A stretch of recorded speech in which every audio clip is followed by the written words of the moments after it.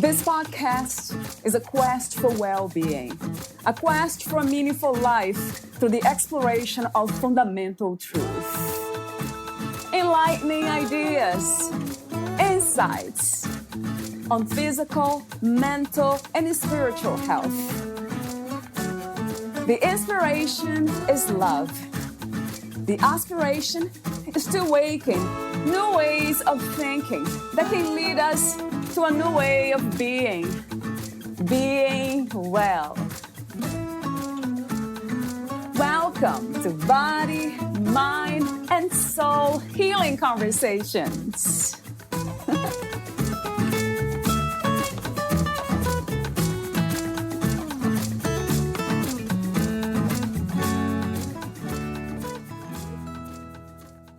Growth comes from letting go of what is not you. So much of what you seek can be acquired by actively removing those things that no longer serve you. Are you mindful of what keeps you anchored in your past? Are you resilient to life so you can continue to be you regardless of what is happening? Happiness comes from peace.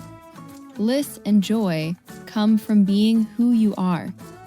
If you want to float in the joy of life, cut away those things that weigh you down. By weeding your garden, you'll find the flowers that were always there, says Alfred Ricci. Valeria interviews Alfred. Rising from the ashes and harnessing the power of his early years, living in shelters, a group home, and a foster home while attending 6 high schools in 4 years, Alfred Ricci knows how even the most daunting obstacles can be overcome. Alfred made a conscious choice not to let his past dictate who he became. A double major in economics and business led to an MBA from the University of California and a career in international banking. Alfred used mindfulness and resilience practices to conquer suicidal thoughts while managing the massive stress of corporate work in over 20 countries. His mission is to share the necessary skills to thrive in traumatic work environments. Alfred Ricci has 10+ years of teaching personal development workshops, including methods to release severe stress. To learn more about Alfred and his work, please visit alfredricci.com. Here is the interview with Alfred Ricci.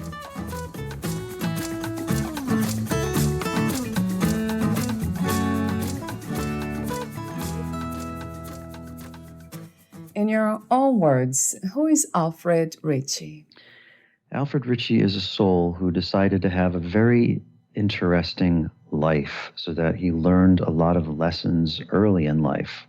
I finally admit to myself after many years that I was the one who chose this life. I was the one who chose to have many lessons up front so that I could overcome and learn to share my lessons with others later in life. Before we talk about mindfulness and resilience and perhaps other thoughts in between, I have a few warm-up questions, as I mentioned off record. What does it mean to be a human being?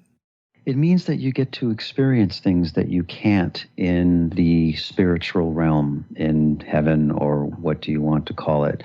I liken being a human to going to school. Is that when you start off at school, you're a young soul, you haven't been here, you start off with very easy lessons, say kindergarten, first grade, second grade. And following the path of incarnation, as you go back, you say, oh, well, cool, I learned those lessons, well, let's tack on some harder ones.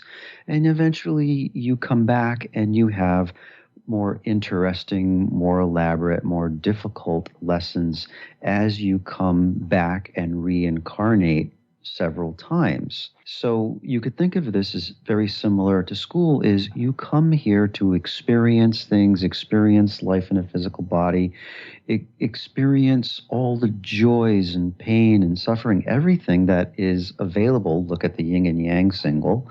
It's everything is possible. You're available to experience whatever it is, and that's why you come here very similar to school. You get to experience a lot of things and learn. And when the body dissolves and you go back to the other side, you say, wow, that was a cool trip.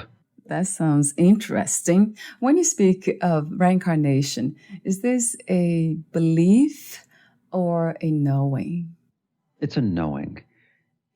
I've never studied reincarnation. For me, if something feels right, it's truth. That's the way I live my life is, does it feel right? Does it feel that I'm in my path? Does it feel I should be speaking with you? Does it feel right to say these things?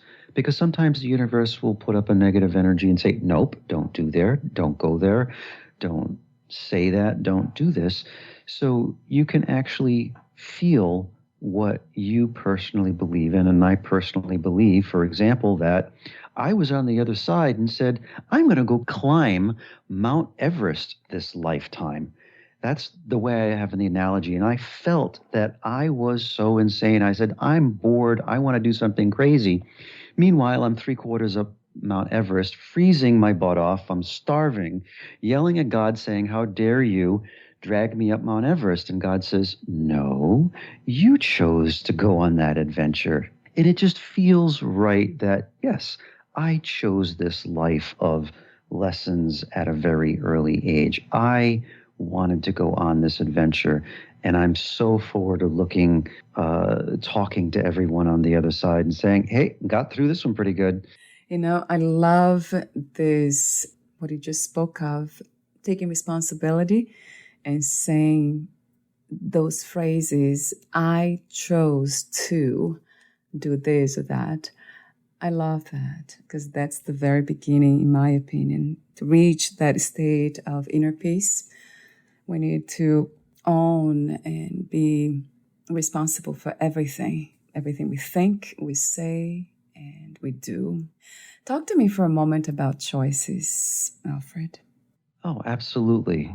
Choice, I believe, is the fundamental beginning spiritual principle for your spiritual awakening, for your spiritual path. Is for so many years, I didn't know I had choice.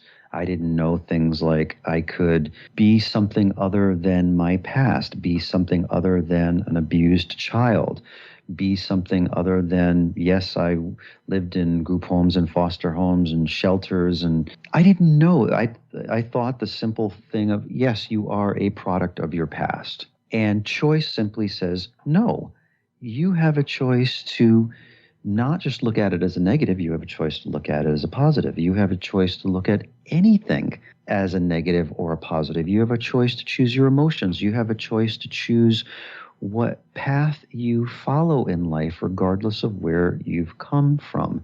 Now, of course, you can choose to say, you know what? I don't believe that. I'm going to stay exactly where I am. Great. That's your choice. But for me, the fundamental principle is if someone wants to awaken, if someone wants to expand spiritually, is to understand that I don't care what you've been through, what you've experienced, what you believe other people have done to you in your life. You have a choice to view it differently, to have a different opinion, a different perspective, a different judgment, and to lead you down the path of inner peace and inner happiness and contentment and responsibility to say, this is my life. This is my path. I don't care what's going on out there. I don't care what's happened to me in the path. There's a ton of spiritual teachings that will allow me the choice to let go of my past, to let go of those perceptions, to let go of whatever it is, so that I can be who I am, so I can choose my journey, I can choose my happiness and bliss. And I'm wondering what can help us to see the choices we have. I noticed that a lot of times some people, they don't see the choices, so that's why they think they don't have choice. Yeah, what helps us to see the possibilities? Fantastic question. I call it mindfulness. Being mindful is everything is based on love. Everything is based on the energy of love.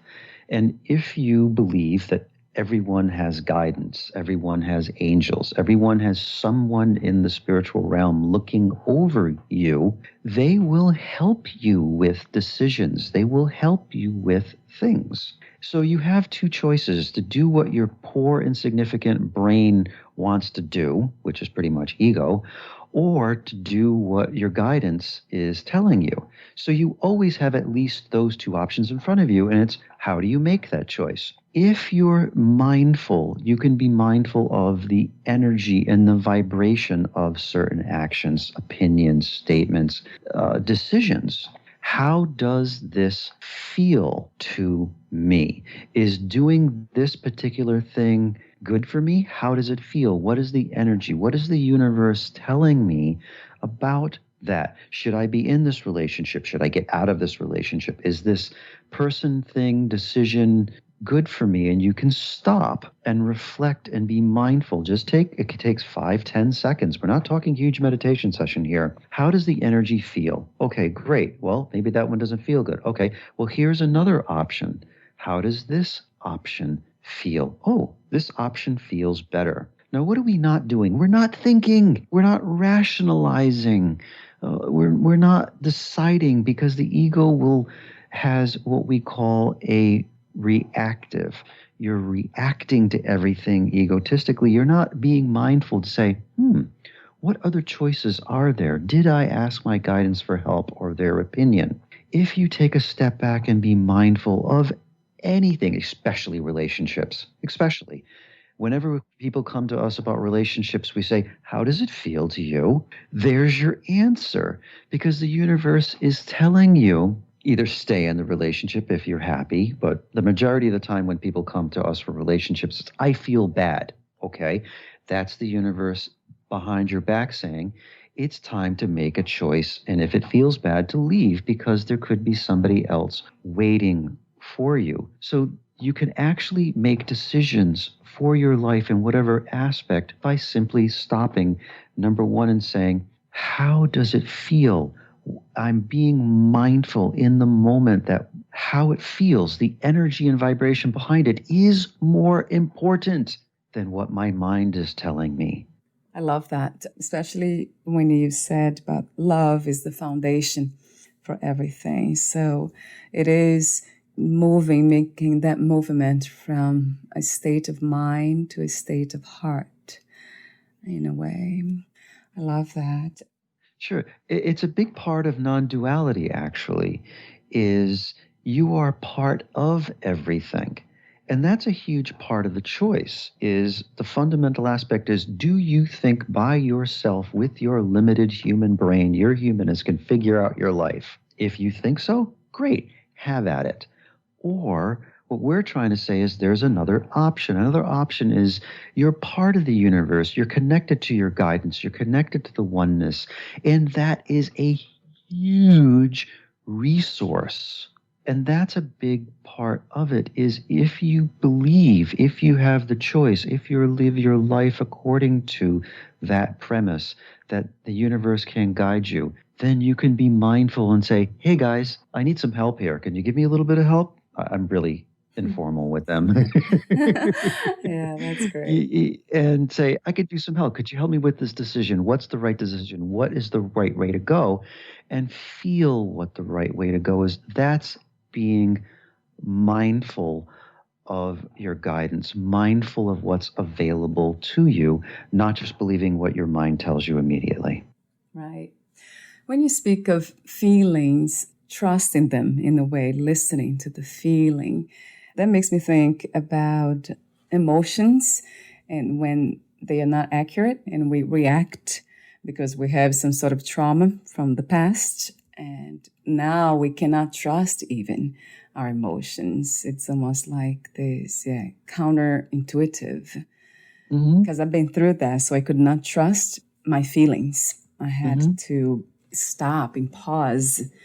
Do you recommend the work of treating the past, the traumas, before we trust our feelings? Or there's a difference between feelings and emotions? Feeling universal energy and emotions is It's a different type of sense. It's the sense that you can't touch, feel, smell, see. It's training your intuition. But however, you are 100% correct. Is if you've had trauma in your life, which you and I have had, and pretty much majority of the people in service have had lessons, I like to call them, lessons and experiences earlier in life, it is much better to get rid of, to let go of that type of trauma so it doesn't interfere. So let me give you a wonderful example is think of somebody that you really idolize, you really want to hear, you want to go hear this person speak, and you find out, oh, this person is coming. Great, fantastic. You buy your ticket 6 months in advance, you get your seat, you sit down early, and just before the person starts speaking, your telephone rings and you pick up your phone and you start listening to your phone. Now, the speaker is speaking. So now you have two voices coming at you at the same time. The person that you really want to hear and somebody on the phone. Can you listen to the person that you need to hear? The answer is no. You can't listen to two voices at the same time. So that analogy has to do with ego, trauma, mind chatter, monkey mind. I'm sure there's a bunch of other words. That's a funny one, a monkey mind. Okay, monkey mind. The things that, you're trying to go to sleep. It's like, okay, I thought about that 100 times. Why is it still there? It is extremely difficult to tap into your intuition and listen to guidance, one voice, one opinion, one path, while you have a lot of those voices in your head, which are protection mechanisms that are trying to protect you from what happened previously, as Pink Floyd said, another brick in the wall. Yeah. It's the way you want to be able to listen to spirit is not by focusing on spirit, is by letting go of the things that are not you, is by letting go of trauma, by doing the inner work, which there are thousands of people who talk about how to do the inner work. It's been around for thousands of years, how to do the inner work. Buddhism tells you how to do the inner work. How many years has Buddhism been around? 2,000, 3,000 years? It's to follow your path, to follow your intuition is effortless. The work comes from letting go of the things that block you from hearing what you want to hear. What is your own definition of resilience, Alfred? Resilience. Yeah. The way I like to look at resilience, it is a partner with mindfulness. Mindfulness is, wait, hold on, there's something bothering me. I have this voice in my head. Oh, okay, that's not me. Okay, great. I am mindful that this negative energy is coming from some trauma or some opinion of what happened to me, whether it's now or in the past, or whether I'm worried about the future. I am mindful that I'm causing myself negative energy. Okay, great. Resilience, I group as the bunch of practices that are the inner work. How do I become resilient to this? How do I let it go? How do I make sure it doesn't bother me anymore? So resilience is, everybody has a word for it, whether it's doing the inner work, letting stuff go, overcoming, forgiving, whatever it is, but also making sure new stuff doesn't stick to you, not forming negative opinions. If something happened, I always love this when I live in Los Angeles, is when you've experienced Los Angeles traffic, right? I didn't. No. Okay, you haven't? Okay, No. New York traffic. Anywhere New where York there's a traffic. ridiculous amount of New York traffic, okay? Anywhere there's a ridiculous traffic. You're driving along and somebody cuts you off. You got two choices. You could be mad and swear at the person, or you can say, bless you. May you get home safely and not harm anybody along the way. So resilience is not just the inner work of letting go of what happened in the past.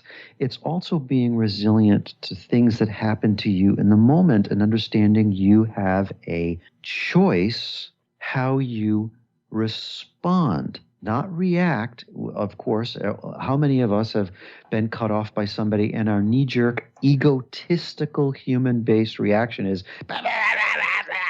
true. Okay. So true. We're causing ourselves negative energy. Or to be mindful to say, oops, hold on, mind, that's not a very nice thought. And the resilience practice comes in and says, I am resilient to people cutting me off. May I bless him along his journey, and may he deal with whatever anger that he's dealing with. So the resilience is, how do you not let life affect you? How do you stay who you are or become who you are by letting go of the things and not letting new things stick to you? Sounds like a wonderful practice. Would you call it a practice or an understanding? An understanding is choice. You have to start with, I understand, I have choice. Mindfulness or resilience leads you to understand, okay, I have a choice. Oh, cool. That's mindfulness. You're mindful of your choices. You're not just reacting. But the resilience aspect of it is, I'm going to do some work. I'm going to practice becoming resilient. And we liken it to being healthy. You can eat like healthy, but it takes a while when you eat. You don't just eat once and you're healthy. You don't just go to the gym once and you're healthy. How many times does it take to get yourself physically healthy by going to the gym? A long time. Resilience is that same type of practice. Is the more you practice resilience, the more you realize, regardless of what's happening out there, you are in charge of how you feel. I love that. That's so true. So, how is being mindful different from being aware? They're very close, very, very close. For me, mindful is, I'm mindful I have a choice. You could be aware of the oneness. And that's the difficult part of this, is trying to explain God, trying to explain the universe, trying to explain the universal energy, trying to explain the oneness, trying to explain love. Is it possible? Is it possible? I don't think anybody can truly explain what is available to us, what resources are available to us, who is watching over us, what knowledge is available, what are miracles. All of those things are extremely difficult to define. But in general, awareness is, yes, there's stuff out there that I want to be part of that is beyond my physical senses. Cool, great. Help me be mindful. I choose to be mindful of, wait, hold on, I'm acting egotistically, I'm acting and I may be doing something that is not good for me, not good for other people. What's my other option? Let me be mindful of what other possibilities there are. So I think they're pretty close, but it's hard to define this stuff. It is. They're just words. Yeah. They're lovely words. My next warm up question has to do with freedom. What is the meaning of freedom to you, or what is to be free? That's a fantastic question. I always looked at colored people during slavery going to church. And I always said, why are they doing that? What is the point? And then I realized, after a lot of the inner work, is you can become free inside, internally, regardless of what your situation is outside of you. In that example, they were in a really horrible situation. But what did they do? They turned to God to say, at least I can find inner peace. I can find inner joy. I can find inner freedom, regardless of what's happening outside of me. And that is what is possible through spirituality, by learning from all of the people who are on your show, by learning spiritual principles, by following the practices, is regardless of what you've been through, regardless of what you've experienced, regardless of what you might say people have done to you, through the inner work, you can be free of all of that. And for me, that is the most important aspect of life, because that's how you bring yourself to your life. Is your life defined by your past or what happened to you, or do you define your life? Wow. I love your wisdom. And we just got started. That's profound and resonates absolutely true to me. Fantastic question, by the way. Fantastic answer. I love your answer. Yeah, you can only find freedom within. That's my understanding, right? Mm-hmm. Thank you for saying that clearly. Yeah, and you and I have been on this a similar path. You've lived overseas. You've got an international background. I traveled the world looking for freedom, looking for happiness. And it was only after I stopped traveling and came back home that I realized the happiness that I sought isn't out there. It isn't in a country. It isn't in any particular place. It has to start within. Granted, traveling was fantastic. Yeah, right. Oh, It experiences. really was. Yeah, great. Yeah, but I was looking for I was looking for what I wanted, that happiness and inner bliss, in the wrong place. Like most of us do initially, right, without knowing.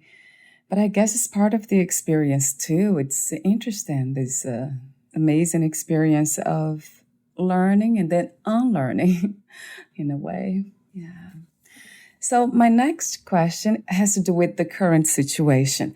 At this time, what do you think is the world's greatest need? I'm going to rephrase the question on purpose.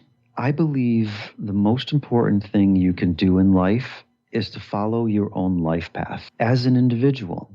If you take the question of what you said, you're going to say, okay, something out there is going to define what I should do, how I should plan my life, how I should spend my time. If you believe in reincarnation, the beginning of reincarnation is you're on the other side in full awareness of all of your previous lives, full awareness, surrounded by all of the spirits and all of your family and friends and everybody who's participated in your previous lives, current lives, know all of your karma, and that decides your life path. Poof, you're born. And you have a life path that was created in full awareness of so much more that is so beyond your capabilities. And you have a choice in life. What is more important to you? How are you going to define your service to humanity? And for me, the most important aspect is my firm belief that I, as a human, could never understand what is the best thing that I could do for humanity to be of service, because I don't have an understanding of what happened on the other side on purpose, for have you forget so you can stumble along and experience life. Right. Oh, yeah. Okay. But for me, the most important aspect is to live your dharma, is to live your life path, because then you're following the wisdom of your full awareness when you were on the other side. What did you want to do? What did you want to achieve? What did you want to experience? Now, that being said, so many of us who went through difficult childhoods, had a lot of lessons up front in life, are older souls who said, I want all these lessons so I can be of service later on in life. However, that service and how you're going to serve is also part of your life path, is also part of what was talked about and decided before you were born.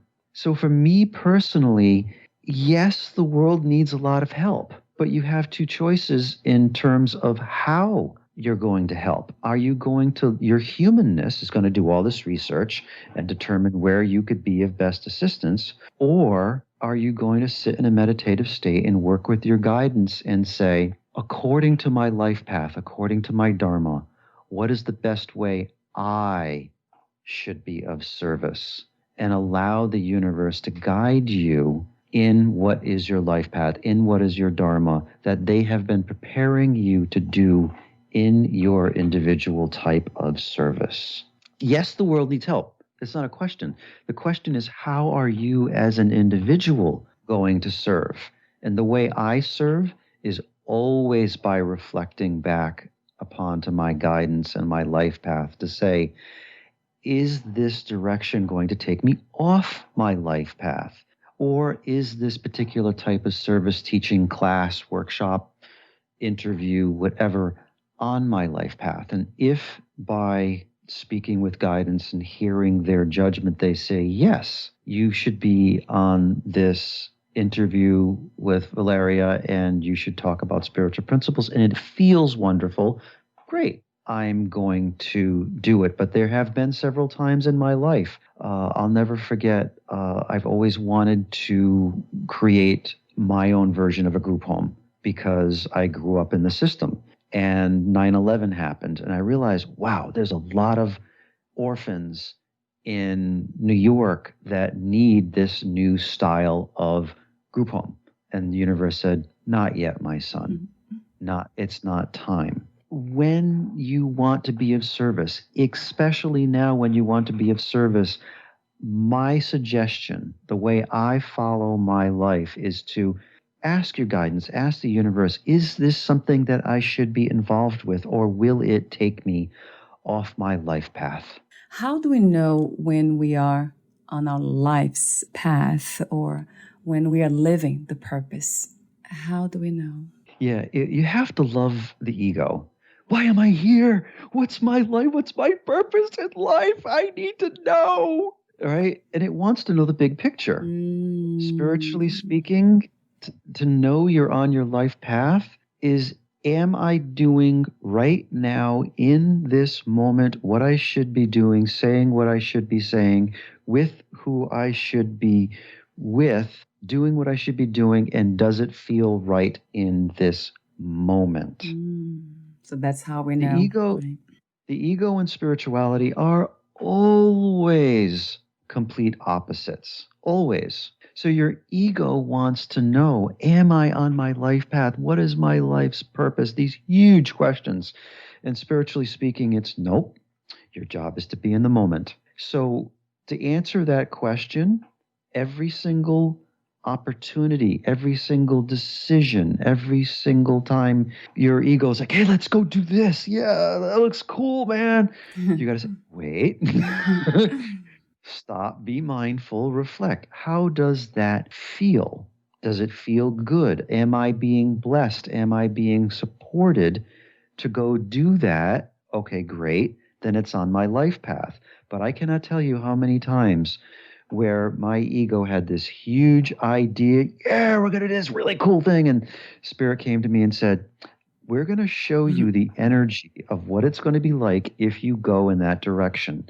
And then all of a sudden, there's this deep, sinking, heavy feeling, negative energy that says, you can go in that direction. That's perfectly fine. But we're just letting you know in advance what's going to happen if you go in that path. And that is the answer that I use to determine if I'm on my life path. It's moment, not day by day, moment by moment, to determine, is this next step, this next choice, this next purchase, this next whatever it is this next thing on my life path?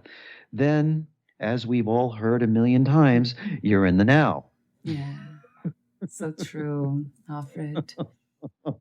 I love that you said that. Yeah, going back to but the thing that drives me crazy, I'm sorry, I got to get on my soapbox. 1 minute. 1 minute, I'm going to get on my soapbox. When I first started learning to channel automatic writing, speaking with your guides, being able to, why am I here? And they'd laugh at me. And they're like, no, that's not the way it works. The way it works, spiritually speaking, is they will tell you what you should be doing in the moment. And my mentor used to laugh at me when I would yell and argue and scream and ask the same exact question. Why am I here? Throwing a hissy fit. And he looked at me one time and said, because you'd change it. You'd have an opinion of it. Your ego would participate and decide to manipulate it, to change it. That's why Spirit does not tell you what your overall life path is, because then you're going to be up at night and your ego is going to be churning and thinking and contemplating. And Spirits basically told me, yeah, we don't want your ego involved. So we're purposely not telling you your life path. That's the reason we don't know. Yeah, it's beautiful because whatever it is, it's given to us moment by moment. You're right. It's not the whole picture. Yeah. Here's a good. Can we understand God? Can we understand our life path? Is that possible? No. So trying to understand the big picture is it's common, similar to mind chatter, monkey mind. I need to know. Monkey A mind. nervous, frantic energy, which I understand very well. I just to scream at my mentor, tell me, versus faith, trust, and belief. I Right. trust that I am in God's hands. I believe there is a life path. I surrender into that. I have faith in the process of them guiding me on a moment by moment basis. Which one feels better? Yeah. Wow, I love that trust factor. Yeah, in the end, it's all about trust too. It's all about trust. Do you connect all these words? I think you did just now. Trust, faith, and the other one, I think believe and hope too. They're all connected, right? Yeah, faith, trust, and belief are very fundamental practices because you have two choices. You can believe what your mind is telling you, or you can believe in what you don't understand. And that's part of mind soul cooperation is does your mind allow you to believe and trust in something that it doesn't understand? Right. Right. There's a good one. When you speak of the ego, I think of this tool that we have replaced. We have confused with who we are, most of us. And when that is in charge, there's a lot of confusion, doubt, all that stuff, and trying to understand everything and separates everything too. I actually always love quoting one. There's very few people in this world that I have ever admired. And spiritually speaking, one of the people that I admire the most is Albert Einstein. And I'll read just one quote. The intuitive mind, our soul, our heart, is a sacred gift. The rational mind is a faithful servant. We've created a society that honors the servant and has forgotten the gift. See, the gift of who we are is our heart, our soul. And so much of my spiritual development is to say, the heart should come first. The heart should make the decisions based on feelings, based on your connection with the universe, based upon your guidance, based on how things feel. And if so, great. Mind, okay, I need you to come help me with this thing. Can you turn on the computer, please? I need to do some writing. So completely agree with you that when you make decisions, when you decide things, it should come from a heart space first, and then you can decide whether you want the mind involved or not. Yeah, right. And this is a very interesting topic about using the mind, the ego, as the servant. What would you say is the simplest way of knowing that when you're coming from the heart? Is first learn meditation. Meditate, I mean, there's so many types of meditation, but basically meditation is, in a nutshell, how do you quiet the mind to hear your heart, your universe, guidance, what is beyond your physical senses? Okay. What you do with that is a whole nother subject, but that is the starting point. Is you can't go to a lecture and hear somebody really important. You can't hear your guidance. You can't hear the universe guiding you if you have this constant voice in the background. So the beginning step of working with the universe, working with your guidance, being able to be guided by your heart is to quiet the mind. Now, some people think that's it. Okay, great. Sure, fine. I believe it's a starting point. That if you learn to quiet the mind, then you have access to unlimited information. I call it an army of supporters who love you unconditionally and want nothing but your greatest and highest good at your disposal, available to you. But you have to quiet the mind first because you're never going to hear the most important speaker in your life if you have that voice in your background. Now, how do you quiet the voice? By doing the inner work, by letting go of trauma, brick by brick, as Pink Floyd said, then the voices are less and less and less. That's being mindful. Wait, I hear a voice. Hold on. That's not me. I'm going to let it go. Let me do whatever practice. I call it resilience. You can call it whatever you want, to let go of that. And that tiny little individual voice isn't there anymore. Then the voice of your heart, the voice of your soul becomes louder, and you can hear it more clearly. Yeah. Yes. True. That it's a great suggestion about quieting the mind and practicing that. And I have a question for you about, you use the word letting go a lot, and this is very important in the process of just not listening to that voice of the ego. How do we know when we are letting go and not giving up? Because sometimes we can confuse that too. Start with stuff in the past. Giving up is something in the moment or the future. And I always like to say the easiest way to determine if there's something to let go of, something bothers you from your past. You say to yourself, this person did this to me. That happened to me. This defined who I am. That happened, so this is what I believe. I learned this, so that is my opinion. And whenever you have those thoughts, you will feel this extremely negative, anxious, aggravating, mad, sad, unhappy vibration and energy. So in that way, it's really, really obvious. You should let go of that. True.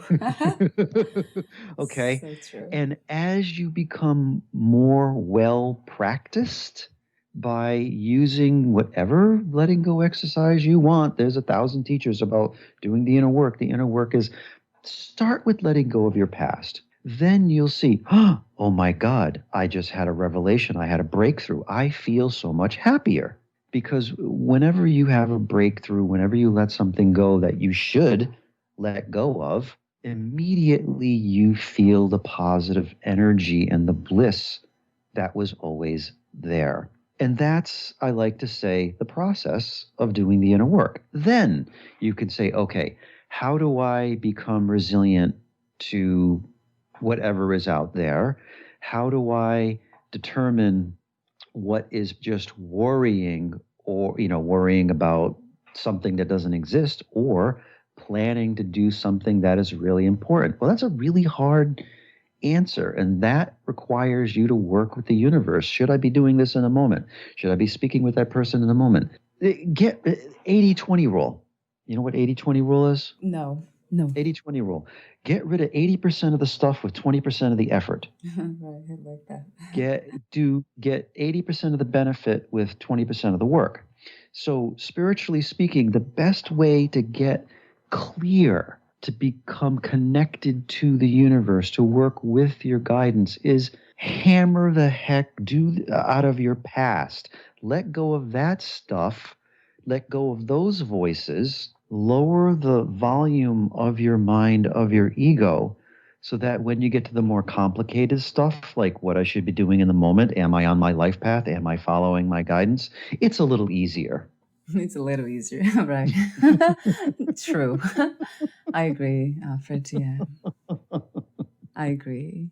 So, one of the things that I kind of realized that a lot of this attachment, emotions, the past, whatever it is, food and exercise, even in my case was, Oh, yeah. it's addiction, isn't it? It's an obsession with certain things. And that sometimes we want to let go. We wanted to give up on this negativity, the things that are hurting us, but we're not able to.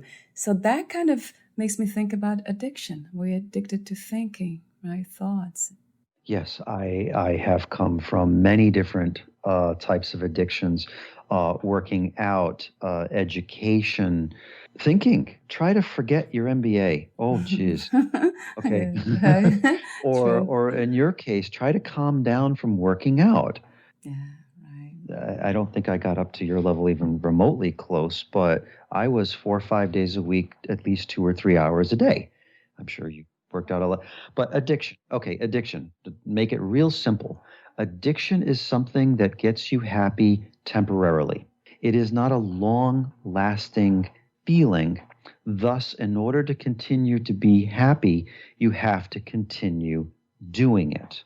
Spirituality, on the other hand, is if you do something, such as do the work and you let go of a piece of your past that was a trauma, that happiness will stay with you. So, spiritually speaking, if you're on a spiritual path doing the spiritual work, the work that you do helps you become happy naturally.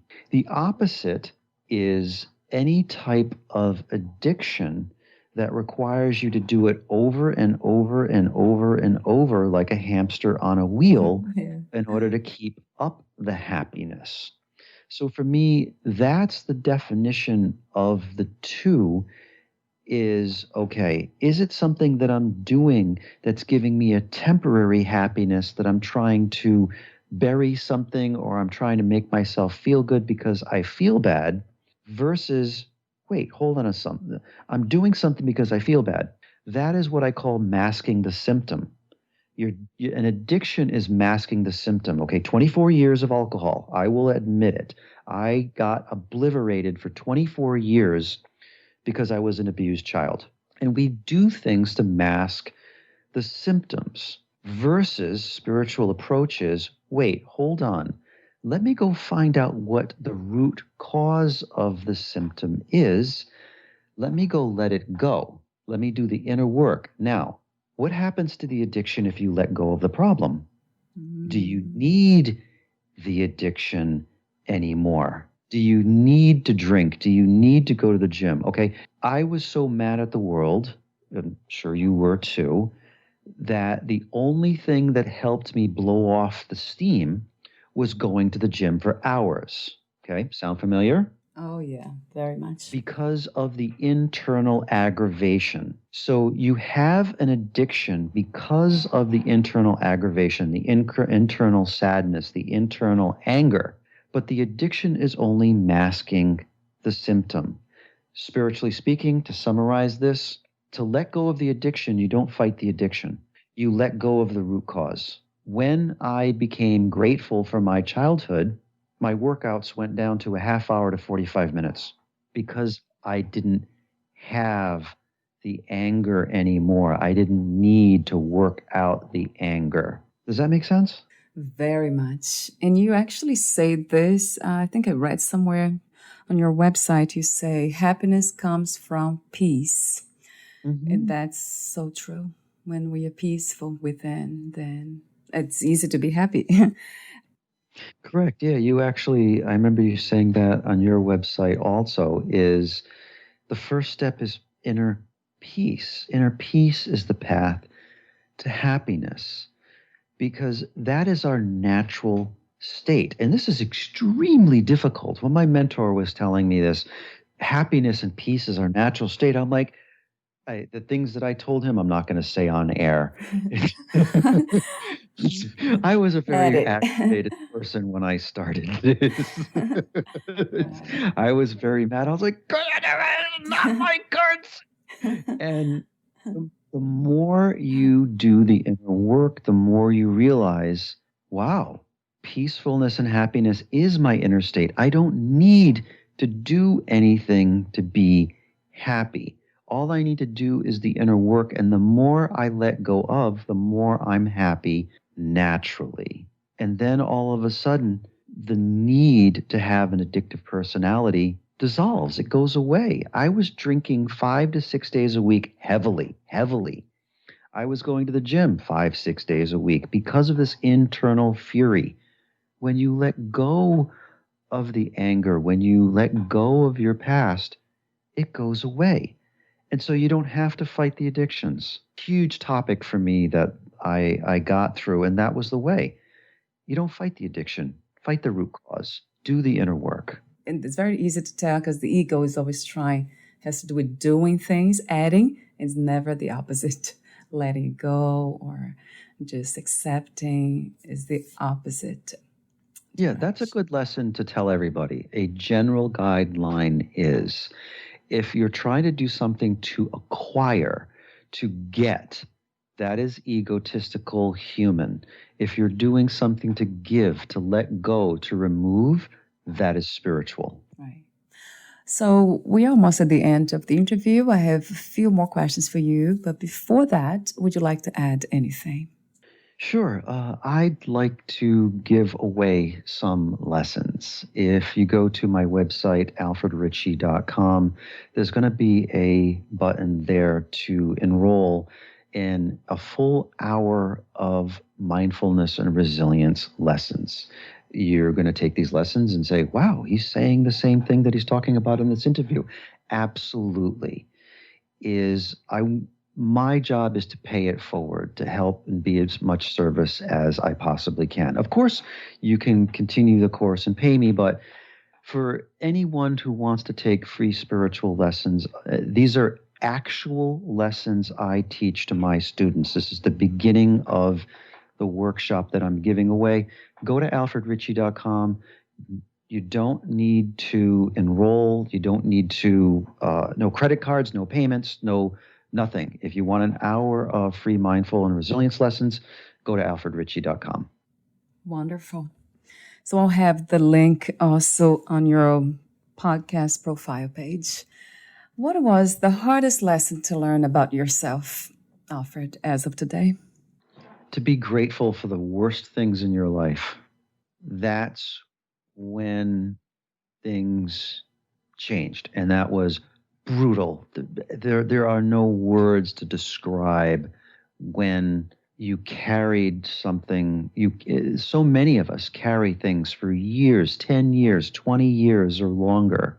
The hardest thing, but the greatest breakthrough you will have is if you can be grateful for what your mind thinks is the worst thing that's ever happened to you. Because at that time, when you become grateful for what's happened to you, you let it go and it doesn't haunt you anymore. And that's not easy. Please don't start there. Don't start with the hard stuff. This is like the gym. Okay, we're your personal trainers. We're going to teach you about the gym today. Okay. If you look at Arnold can go pick up the heavy weights. He's been doing this for many years. You and I have been doing this for many years. When you're starting out, please start on the easy stuff. Go check out your past. Let go of your past. Okay. When something is really huge like that, make sure you've been at this for a while. But for me, the greatest breakthrough is being grateful for the child abuse. Yeah, that's a powerful lesson for all of us to think that way. Do you believe in unconditional self-love? Yes, absolutely. There are so many lessons from so many teachers that lead you down that path. For example, everything is an experience. That's why you're here, to experience life in physical form. There is nothing wrong. When you can go through life peacefully and you realize there is no duality. You're not separate of. When you do all the work and let go of the stuff, that separates you from the truth, the oneness, and you start to become part of that oneness on a regular basis. You realize you are part of that universal energy. You are love. You come from love. You are love. You're going to love. And you just happen to be borrowing this physical body for a little while. If you knew you would die soon, meaning losing the body, would you make any change in your life or do anything differently? Nope. Not a single thing. I love that answer. Fast, too. No. I've got my life down to one question. When I go back to the other side, I'm going to ask one single question. I trusted. Was there anything else I should do? Anything. Is there anything else I should have done besides trust? I don't think so. What a beautiful That's question. it. Yeah. And that's it. Is so much of the fight that we all go through is, should I follow my mind? Should I follow other people? Or should I trust? And people like us who have been on this journey for so long, my goal is to trust 100% of the time, 100% of the moments, in trusting that They will tell me what to say, tell me what to do, lead me along my path. And that's why it doesn't matter whether I die now or later, is if you trust in them, they're going to say, what's the worst thing that's going to happen? You didn't get to that this lifetime. We'll tack it on your next lifetime. Okay, sure, cool. Okay. True. That might be the worst thing that can happen, to come back here. Yeah, the worst thing is like you can decide, yeah, I'll come back again and do the stuff that I haven't done yet. So you're trusting that they're trusting that this is all taken care of. What are 3 things about life you know for sure as of now? Happiness comes from following universal principles. If you want to be truly happy, you have 2 choices. Follow what your brain tells you will make you happy, or seek out spiritual principles that make you happy. So my understanding is that pretty much everybody wants to be happy. Okay, great. My suggestion is to find out all the ways that truly make you happy, not, shall we say, addictions that we both have been down. I'm just going to nail it down to one. That is what I believe is all of this work, everything that I do, even trusting, is because if you follow God's rules, if you follow universal principles, if you follow spiritual principles, I don't care what it is, you will be happy. Granted, doing the inner work sometimes a little bit painful. Okay, my mentor used to tell me it's like having a bandage on for too long and eventually you need to tear the bandage off. Okay, that's going to hurt. But eventually, once you heal, you become happy. When you have faith, trust, and belief, you're going to be happy. When you learn to communicate with your guidance and they tell you what is for you, you're going to be ecstatic when you start realizing the miracles that are around you. So I'm only going to say there's one thing that I know for certain in this life. If you follow spiritual principles, and you'll know which ones are for you, you will be happy, you will be peaceful, you will find self-love, your life will be meaningful, you'll be calm, your life will be worth living. Yes, 1,000 times. Yes. Yes. And for me, it's realizing, because I don't know anything. You see, by realizing you don't know anything human-wise, then what I do know is by having faith, trust, and belief in the universe, I'll find my way. Mm-hmm. Yeah. So the truth is, I don't know a stinking thing. I don't.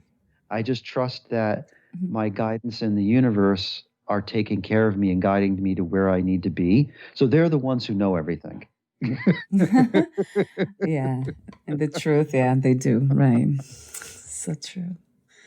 Oh, I love your wisdom. Thank you so much for your presence, your deep wisdom, your guidance. Yeah, thank you, Alfred. Where can we find more information about you, your work, products, services, and future projects? Sure. AlfredRicci.com. AlfredRicci. And I'm sure the link will be on the podcast. That's how you can find out more about me and get a bunch of free lessons that I'm very happy to share. Wonderful. Thank you so much again, and we'll talk soon. Thanks. Bye for now. Thank you very much. Thank you so much for having me on. I sincerely appreciate the effort that you put to have me on, and I am so grateful that there are bright lights serving such as yourself. Thank you. Thank you, Alfred. We'll talk soon. Bye for now.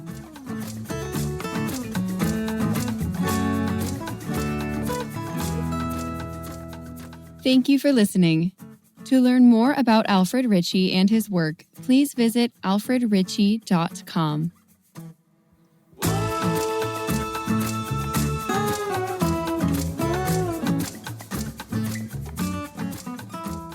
To learn more about this podcast, please visit fitforjoy.org/podcast.